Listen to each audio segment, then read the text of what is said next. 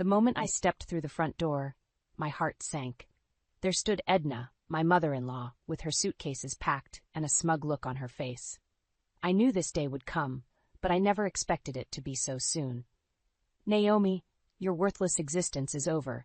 Neil doesn't need a useless wife who claims to work. From now on, I'll take care of my son," Edna declared, her voice dripping with disdain. I felt the anger rising within me. "This is my home too, and I work hard every day, Edna. You can't just—" She cut me off, thrusting a stack of papers into my hands. "Don't lie. Sign these papers and leave while I make this place worthy of my family." My eyes widened as I realized what I was holding. Divorce papers, supposedly signed by Neil. The betrayal stung like 1,000 needles, piercing my heart. How could he do this to me after all these years? I looked up at Edna, her eyes gleaming with triumph. She had always resented me, viewing me as an obstacle to her son's success. Now she had finally found a way to get rid of me. But I refused to let her see me crumble. With a steady hand, I signed the papers, my signature a declaration of my resolve. I would not let this defeat me. I would start anew, free from the toxicity that had plagued my life for far too long. As I gathered my belongings, memories of happier times flooded my mind. Neil and I had once been so in love, supporting each other's dreams and ambitions. He had encouraged my freelance writing career, and I had been his rock as he pursued his own passions. But somewhere along the way, things had changed. Neil's writing career stagnated, and he began to indulge his parents' delusions of grandeur. The loving husband I once knew had become a stranger, a mere puppet in his family's twisted play. I pushed the memories aside, focusing on the present. I had to find a new place to live, to rebuild my life on my own terms. It wouldn't be easy, but I knew I had the strength within me to overcome this challenge. As I stepped out of the house, I caught a glimpse of Edna's smug smile. She thought she had won, but little did she know that this was just the beginning of my journey. I would prove to her, to Neil, and to myself that I was more than just a useless wife. With each step, I felt a newfound sense of purpose. The road ahead was uncertain, but I was ready to face it head-on.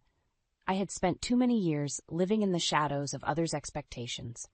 Now, it was time for me to reclaim my life and find the happiness I deserved. As I walked away from the house that had once been my home, I couldn't help but feel a twinge of sadness. But I knew that this was not the end, but rather the start of a new chapter. A chapter where I would be the author of my own story, free from the chains of the past. With a deep breath, I stepped into the unknown, ready to embrace the challenges and triumphs that lay ahead. This was my time to shine, and nothing, not even Edna's cruelty or Neil's betrayal, could stop me now. As I settled into the driver's seat of my car, the weight of the past few hours crashed down on me. I gripped the steering wheel, my knuckles turning white as I fought back the tears that threatened to spill. How had it come to this? How had the love Neil and I once shared turned into such a bitter, twisted mess? Memories of our early days together flooded my mind. I remembered the way Neil's eyes sparkled when he talked about his writing, the passion in his voice as he shared his dreams with me. I had been his biggest supporter, encouraging him to pursue his craft while I worked tirelessly to build my own freelance career. We had been a team, a partnership built on love and mutual respect. But somewhere along the way, things had changed. Neil's writing career had stagnated, and he had become increasingly distant, spending more and more time trying to please his parents. I had tried to be understanding, to be supportive, but Edna's constant meddling and Neil's growing resentment had taken their toll. The once loving husband I knew had become a stranger, a shell of the man I had fallen in love with. As I drove through the familiar streets of our neighborhood, I couldn't help but wonder what had gone wrong. Had I not been enough? Had I not loved him enough, supported him enough? But deep down, I knew the truth. It wasn't about me. It was about Neil's inability to stand up to his parents, to assert himself and fight for our marriage. He had chosen to indulge their delusions, to prioritize their expectations over our relationship. The realization hit me like a ton of bricks. I had to move on, to find a new place to live and start over. I couldn't continue to live in a house where I was constantly belittled and undermined, where my own husband had betrayed me so deeply. I pulled into the parking lot of a local coffee shop, needing a moment to gather my thoughts. As I sat there, sipping on a steaming cup of coffee, I felt a newfound sense of determination wash over me.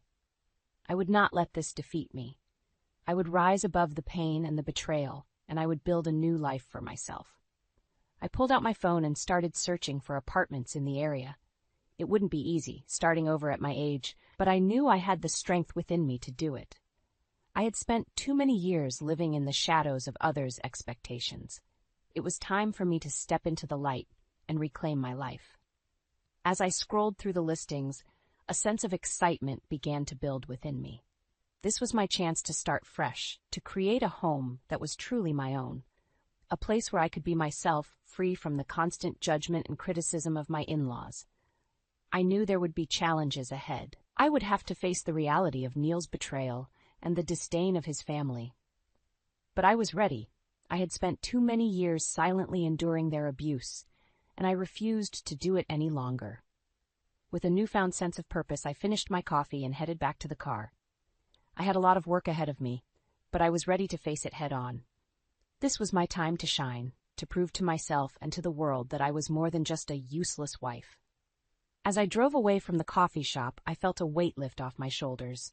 The road ahead was uncertain, but for the first time in a long time, I felt hopeful. I was ready to embrace the challenges and triumphs that lay ahead, to write the next chapter of my life on my own terms. The days following my departure from the house I once called home were a whirlwind of emotions. I threw myself into my work, determined to prove to myself and everyone else that I was more than just a useless wife. But even as I poured my heart and soul into my freelance projects, I couldn't escape the constant barrage of insults and passive-aggressive behavior from Edna and Neil. Every family gathering became a battlefield, with Edna taking every opportunity to publicly humiliate me.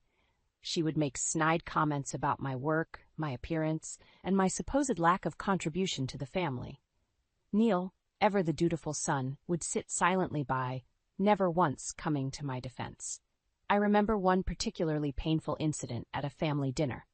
Edna had invited everyone over to celebrate Neil's supposed writing success, and I had reluctantly agreed to attend. As we sat around the table, Edna began to regale the family with tales of Neil's literary prowess, painting him as a rising star in the publishing world. I knew it was all a lie, but I bit my tongue, not wanting to cause a scene. But Edna wasn't content to simply praise her son. She turned to me, a cruel smile playing on her lips, and said, "And what about you, Naomi? What have you accomplished lately? Still playing at being a writer?" The table fell silent, and I felt all eyes on me.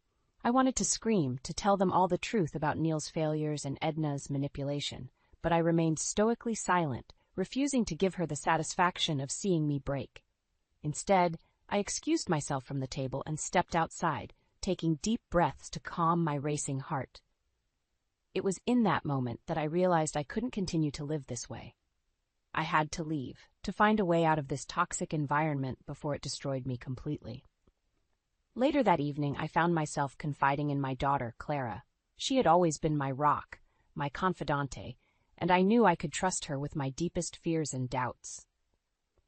As we sat together on the couch, I poured out my heart to her, telling her about the constant insults, the passive-aggressive behavior, and the suffocating control Edna had over our lives.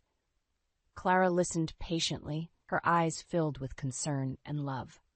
When I finished, she took my hand in hers and said, "Mom, you deserve so much better than this.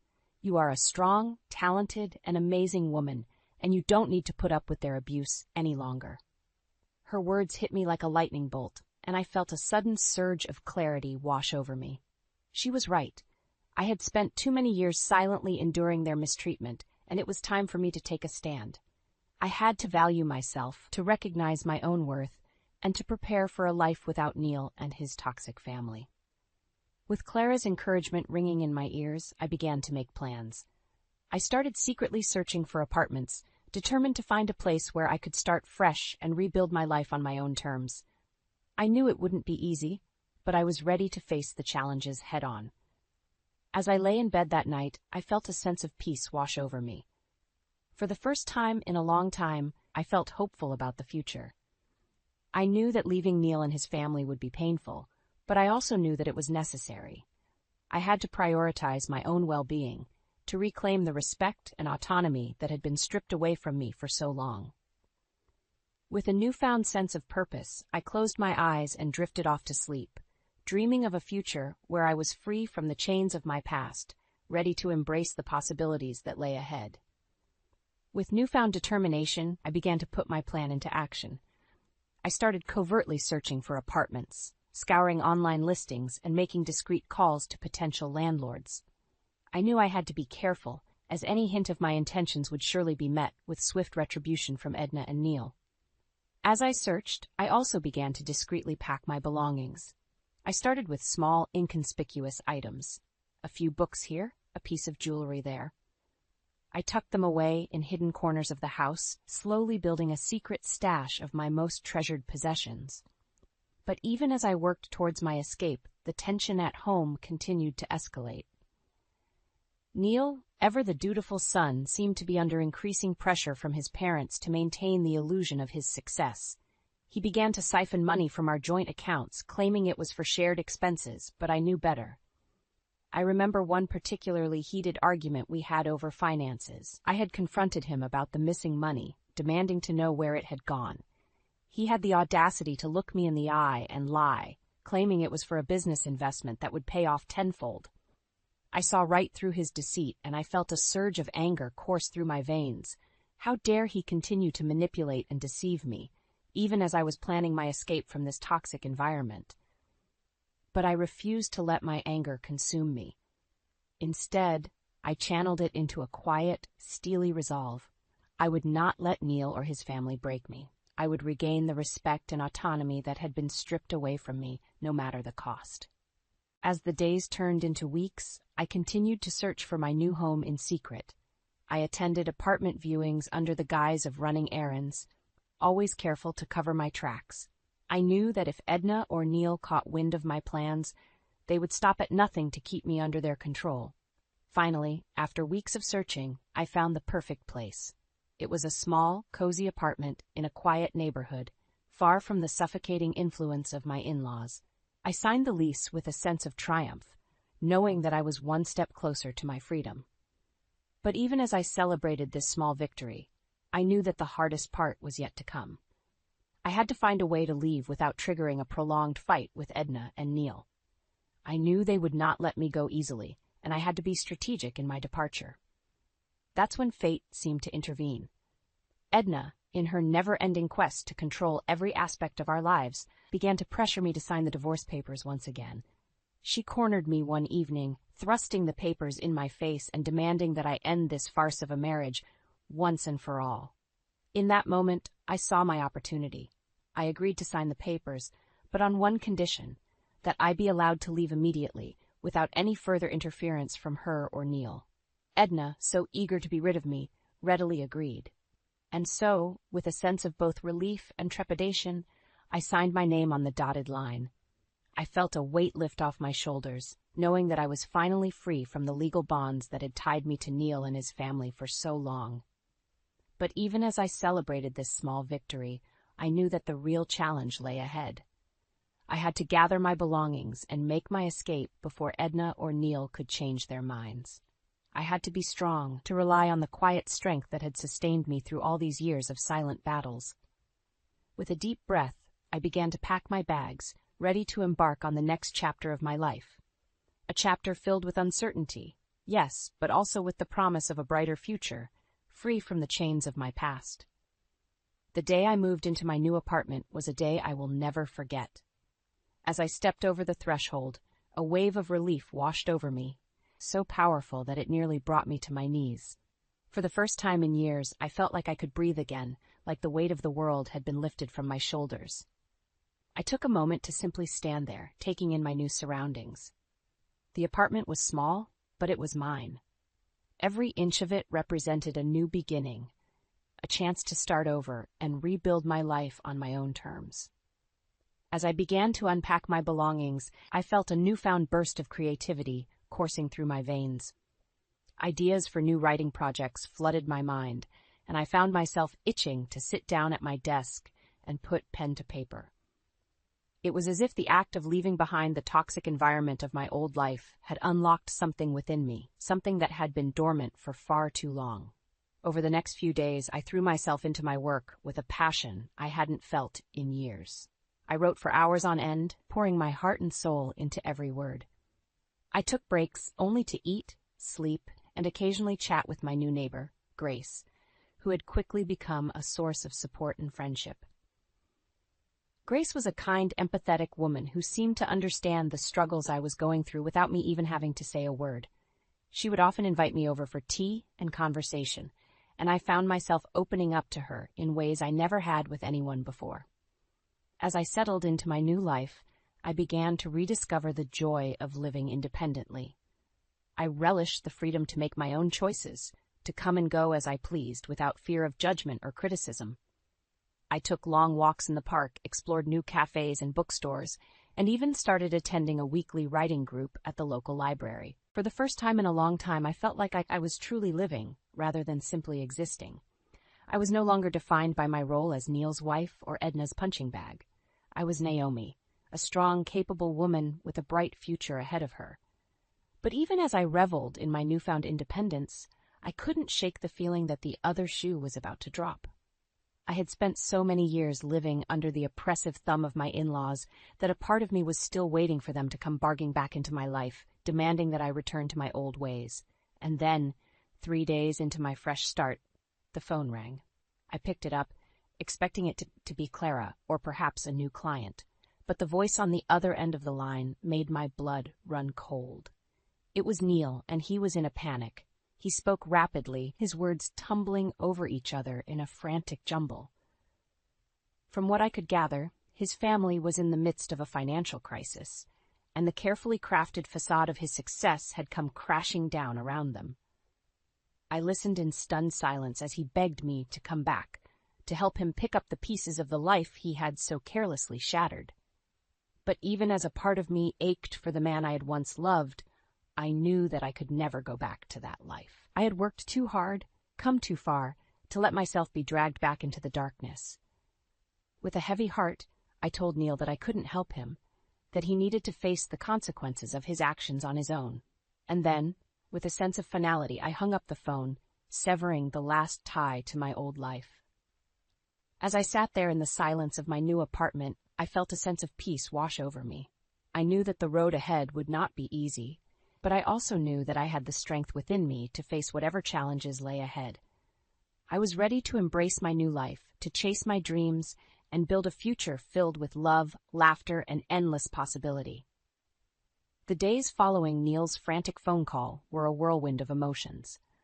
I tried to focus on my work, to lose myself in the joy of writing and the comfort of my new life, but his words kept echoing in my mind, refusing to be silenced. It wasn't until a week later that I learned the full extent of the crisis that had befallen my former family. Grace, my ever-vigilant neighbor, had heard through the grapevine that Neil's parents had lost everything. They had quit their jobs, believing in the fiction of their son's success, and now found themselves destitute and desperate. I couldn't help but feel a twinge of sympathy for them, despite all the pain they had caused me over the years. To have your entire world come crashing down around you, to realize that the life you had built was nothing more than a house of cards. I couldn't imagine the devastation they must have felt. But even as I grappled with these conflicting emotions, the phone calls from Neil continued. Each time, his voice grew more desperate, more unhinged. He begged me to come back, to help him pick up the pieces of the life he had so carelessly shattered. "Naomi, they think I'm a successful writer," he pleaded, his voice cracking with emotion. "They won't stop until you come back." I felt my resolve wavering, the old habits of a lifetime threatening to pull me back into the darkness. But then I remembered all the pain and humiliation I had endured at the hands of Neil and his family, all the years I had spent silently suffering under their oppressive rule. "I won't be part of your lies anymore," I said firmly, my voice steady despite the tremor in my hands. "You need to face the consequences of your actions." There was a long silence on the other end of the line, broken only by the sound of Neil's ragged breathing. And then, with a click, the call disconnected, leaving me alone with my thoughts once more. In the days that followed, I threw myself into my work with renewed vigor. I wrote like a woman possessed, pouring all of my pain and anger and hope onto the page. I attended writing workshops and networking events, determined to build a new life for myself, one that was entirely my own. And slowly but surely, I began to heal. The wounds of the past would always be with me, but they no longer defined me. I was no longer Naomi the victim, Naomi the punching bag. I was Naomi the survivor, Naomi the thriver. But even as I embraced this new chapter of my life, I couldn't help but wonder about Neil and his family. What had become of them in the wake of their own destruction? Had they found a way to pick up the pieces, to start anew? It wasn't until months later that I learned the truth. Grace, ever the gossip, had heard through a friend of a friend that Neil and his parents had moved into a small, run-down apartment on the outskirts of town. They were barely scraping by, their once proud lives reduced to a shambles. I felt a strange sense of vindication at the news, a quiet satisfaction in knowing that they were finally facing the consequences of their actions. But even as I reveled in this small victory, I knew that I could never truly take pleasure in their downfall. For me, the true revenge was in living well, in building a life that was entirely my own. And so, with a sense of peace and purpose, I cut off all ties to my old life, embracing the freedom and independence that I had fought so hard to achieve. As I sat at my desk, surrounded by the trappings of my new life, I felt a sense of pride and accomplishment wash over me. I had confronted the demons of my past and emerged stronger, more resilient than ever before. And now, with the world at my feet and the future stretching out before me, I knew that anything was possible. As the months passed, I settled into my new life with a sense of peace and contentment that I hadn't felt in years. My writing flourished, and I found myself surrounded by a growing circle of friends and colleagues who appreciated me for who I was, rather than what I could do for them. But even as I reveled in my newfound freedom, I couldn't help but wonder about Neil and his family. What had become of them in the wake of their own destruction? Had they found a way to rebuild their lives, or were they still struggling to pick up the pieces? It wasn't until I ran into Grace at the local market that I finally got some answers. She pulled me aside, her eyes wide with a mix of excitement and disbelief. "You'll never guess what I heard," she whispered conspiratorially. "Apparently, Neil and his parents have moved into a tiny apartment on the other side of town. They're barely scraping by, and the whole neighborhood is talking about it." I felt a strange sense of vindication wash over me, a quiet satisfaction in knowing that they were finally facing the consequences of their actions. But even as I processed this news, I couldn't help but feel a twinge of sympathy for them. "I heard that Edna and Tom are constantly fighting," Grace continued, her voice lowering even further. "And Neil, well, let's just say he's not handling the pressure very well." I nodded, unsurprised by this revelation. Neil had always been weak-willed, easily swayed by the opinions of others. It was no wonder that he was struggling to cope with the weight of his own lies. Over the next few weeks, I found myself thinking more and more about my former family. I couldn't help but wonder what they were going through, how they were coping with the reality of their own downfall.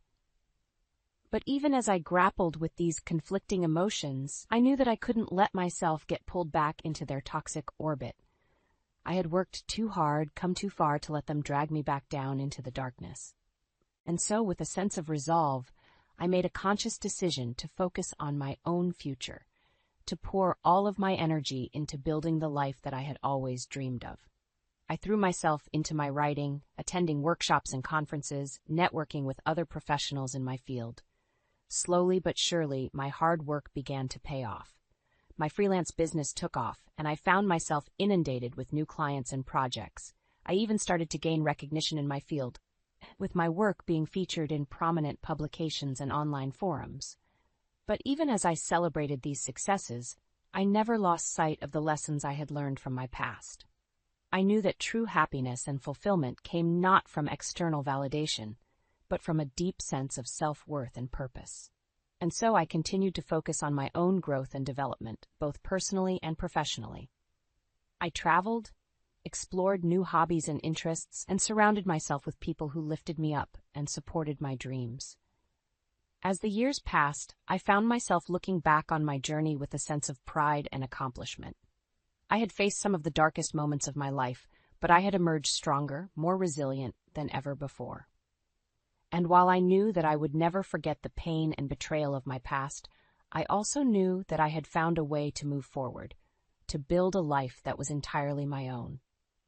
In the end, that was the true vindication, not in seeing Neil and his family suffer, but in knowing that I had triumphed over adversity, that I had found the strength and courage to create a future filled with love, laughter, and endless possibility. And as I looked out over the horizon, I knew that whatever challenges lay ahead, I would face them with the same resilience and determination that had brought me this far. For I was Naomi, a survivor, a thriver, and nothing could stop me now. As the years passed, I found myself reflecting more and more on the journey that had brought me to this point. It had been a long and difficult road, filled with pain and heartache, but also with moments of incredible joy and self-discovery. I thought back to those early days when I had first met Neil and fallen head over heels in love. We had been so young then, so full of hope and promise. I had truly believed that we would spend the rest of our lives together, building a future filled with love and laughter. But life had a way of throwing curveballs, and our marriage had slowly crumbled under the weight of Neil's lies and his family's toxic influence. I had spent years silently enduring their abuse, convinced that I was somehow to blame for their behavior. It wasn't until I found the strength to leave, to strike out on my own and build a new life, that I realized just how much I had been holding myself back. Freed from the chains of my past, I had flourished in ways I never thought possible. My writing career had taken off, and I found myself in demand as a freelance editor and consultant. I traveled the world, exploring new cultures and immersing myself in the beauty and diversity of life. But even as I celebrated these successes, I never lost sight of what truly mattered. My daughter, Clara, remained my rock, my constant source of love and support. And as she built her own family, I found myself cherishing every moment I could spend with her and my grandchildren. It was during one of these visits that I found myself reflecting on the true meaning of resilience. Clara and I were sitting in her backyard, watching her children play on the grass. The sun was setting, casting a warm glow over everything, and I felt a sense of peace wash over me.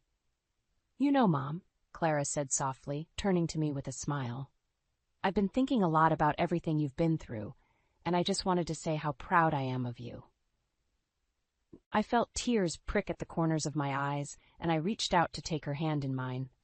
"Thank you, sweetheart," I said, my voice thick with emotion. "But I couldn't have done it without you. You've been my strength, my guiding light through all of this." Clara squeezed my hand, her eyes shining with love and admiration. "You give me too much credit," she said with a laugh. "You're the one who had the courage to leave, to start over and build a new life. That takes a special kind of strength, Mom. A strength that I hope I can pass on to my own children." I nodded, feeling a sense of pride swell in my chest. Clara was right. I had faced some of the darkest moments of my life, but I had emerged stronger, more resilient than ever before. And that was a legacy worth passing on, a gift that I could give to my grandchildren and all the generations to come. As the sun dipped below the horizon and the stars began to twinkle in the sky, I felt a sense of peace wash over me. I knew that there would be more challenges ahead, more obstacles to overcome. But I also knew that I had the strength within me to face them head-on, to keep moving forward no matter what life threw my way.